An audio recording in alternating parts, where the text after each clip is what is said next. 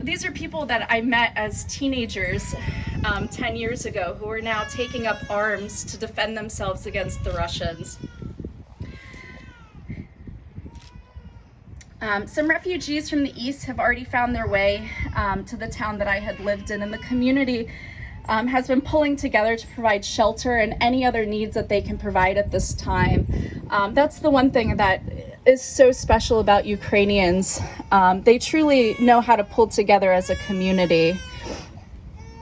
However, food and medicine are also scarce here. I received word a few days ago that many kids and youth with special needs are now running low on necessary medication that they need to maintain their health. My organization has started writing to contacts in Europe to see if they can access these medications. But the reality is traveling and leaving the country for many of these families with kids with special needs is not logistically possible. So they stay and hope for peace. I've been in constant awe of the strength, bravery, and resolve of Ukrainians that they've shown over these past 11 days.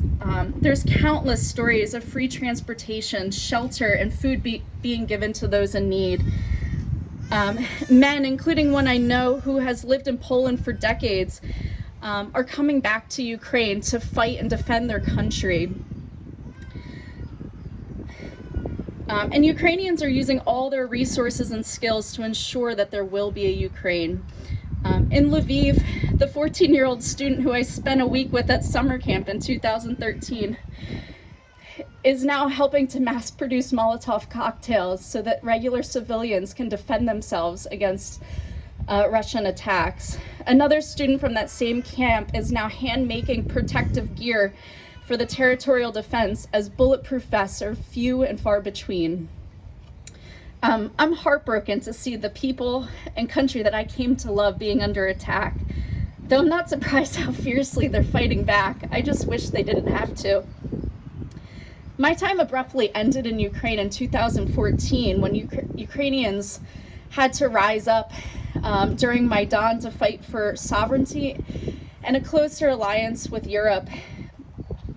That was 8 years ago, and they're still fighting. Just now, the stakes are much higher. Ukrainians are fighting with their lives for their country and for democracy, and they need our support.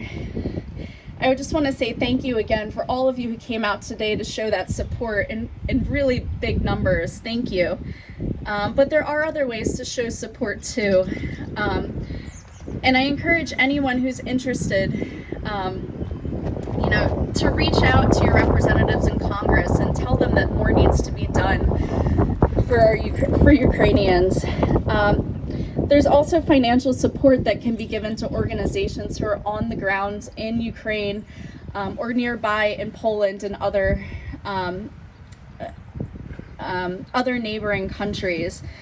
And I know that's not necessarily something that everyone can do, but there are 2 signs here with QR codes that are providing ways to both donate to where you feel comfortable, and there's the one on the very left provides a link with a wide variety of ideas that you can actually take up action. It's real ways that foreigners can help Ukraine right now. So if you are looking for ways to continue to help Ukrainians, I definitely encourage you to check that out. And with that, I'm going to end by saying a common call and respond in Ukraine, which feels even more meaningful in this moment. Slava Ukraini, glory to Ukraine, Heroam Slava, glory to the heroes. Thank you.